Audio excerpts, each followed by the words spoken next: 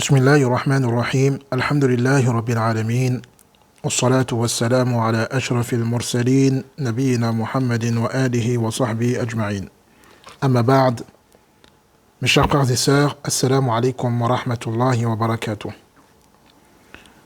C'est un plaisir de vous retrouver pour une nouvelle intervention autour de l'arbre de la foi. Dans cette nouvelle intervention, nous allons voir d'où on peut puiser notre foi.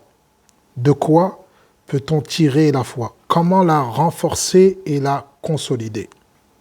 Car Allah subhanahu wa ta'ala a fait que toute chose, il y a des moyens pour y parvenir. Il y a des causes pour y arriver. La foi, elle ne s'acquiert pas sans faire les causes. Elle ne se renforce pas toute seule. Donc, il est important de savoir d'où on peut puiser la foi. Comment peut-on la renforcer et la consolider?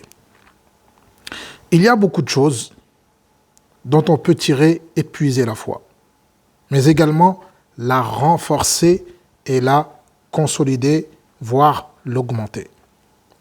Nous allons en évoquer dans cette intervention deux. Alors, la première chose, qui est également la plus importante des choses d'où l'on peut tirer la foi, puiser la foi, renforcer la foi et l'augmenter, c'est tout simplement de connaître Allah. De connaître Allah à travers ses noms les plus sublimes. Car, en effet, le prophète sallallahu alayhi wa sallam dit dans un hadith « Inna lillahi tis'atan wa tis'in asman mi'a illa wahid. Man ahsaha dakhala al-jannah. » Dans le sens rapproché de ce hadith, le prophète sallallahu alayhi wa sallam a dit « Allah subhanahu wa ta'ala possède 99 noms. Celui qui les mémorise entrera au paradis. » Donc, ce hadith évoque que celui qui mémorise les 99 noms d'Allah subhanahu wa ta'ala entre au paradis. Cela prouve que cette personne a la foi, car seuls ceux qui ont la foi entrent au paradis. Et dans ce hadith, la mémorisation qui est évoquée, elle implique 4 choses fondamentales. La première chose, c'est de mémoriser les noms par cœur. Deuxième chose, de comprendre le sens des noms. Il ne suffit pas de les mémoriser, mais il faut les mémoriser et comprendre le sens. Troisième chose, il ne suffit pas de les mémoriser et de comprendre leur sens, mais il faut également croire en ces noms sublimes d'Allah subhanahu wa ta'ala. Croire que ce sont les noms d'Allah subhanahu wa ta'ala et les affirmer pour Allah subhanahu wa ta'ala. Et quatrième chose, il ne suffit pas de les mémoriser, de les comprendre, de croire et de les affirmer pour Allah subhanahu wa ta'ala, mais il faut également adorer Allah subhanahu wa ta'ala à travers les noms. Ça veut dire quoi adorer Allah subhanahu wa ta'ala à travers les noms?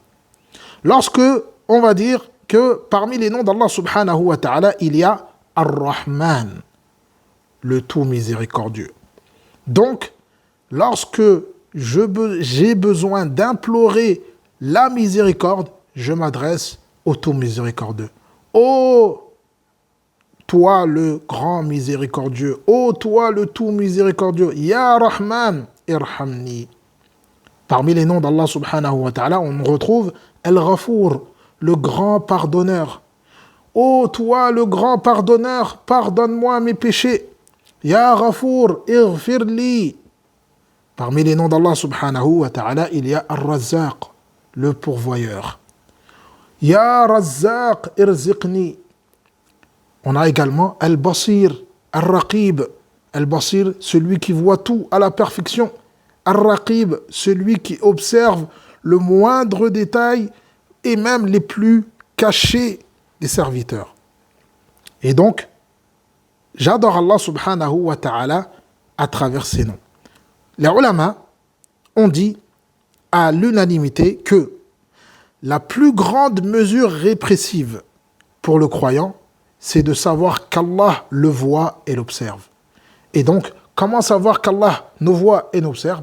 À travers le fait de connaître que Allah subhanahu wa ta'ala, il y a parmi ses noms Al-Basir, il y a parmi ses noms Al-Raqib, celui qui voit tout, celui qui observe tout. Donc, il est important de connaître Allah, notamment à travers ses noms les plus sublimes.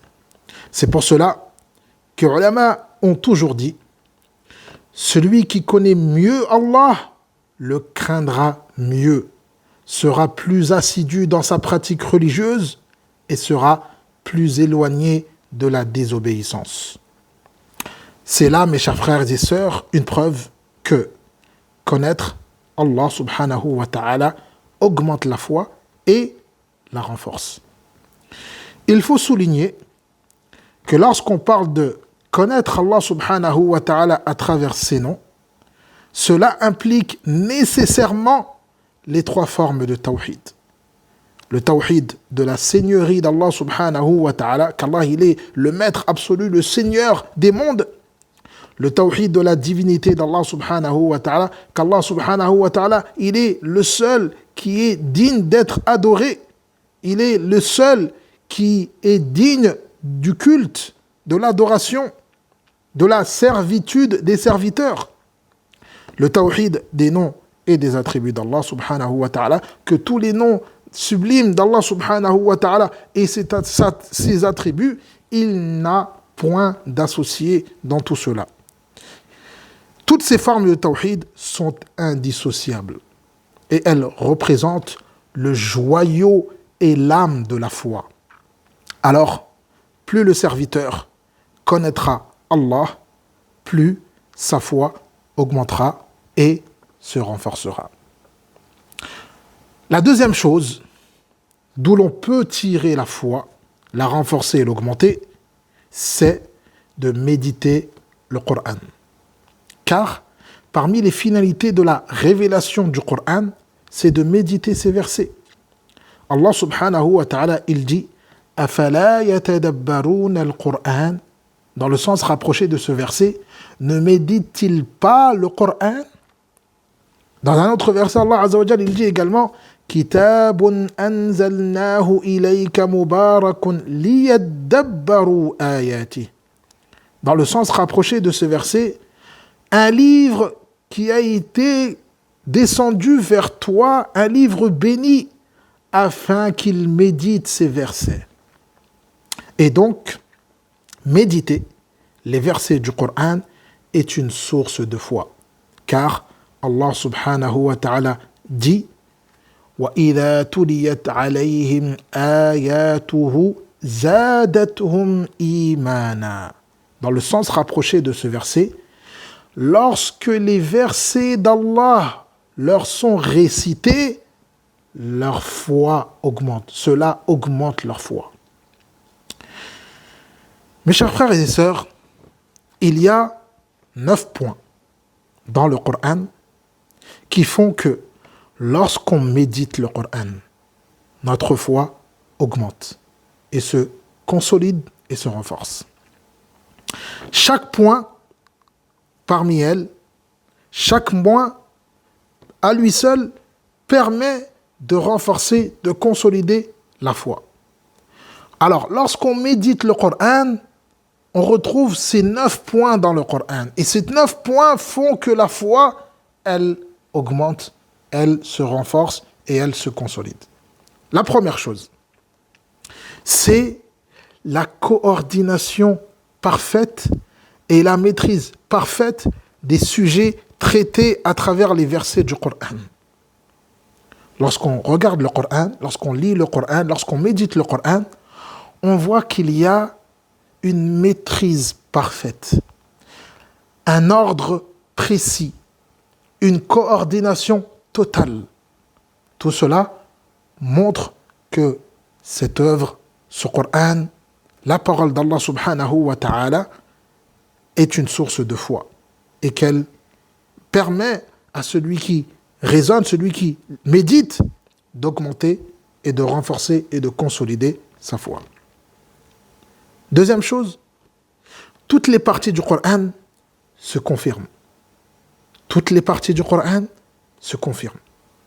Troisième chose, toutes les sourates, tous les versets, toutes les parties du Coran sont en accord.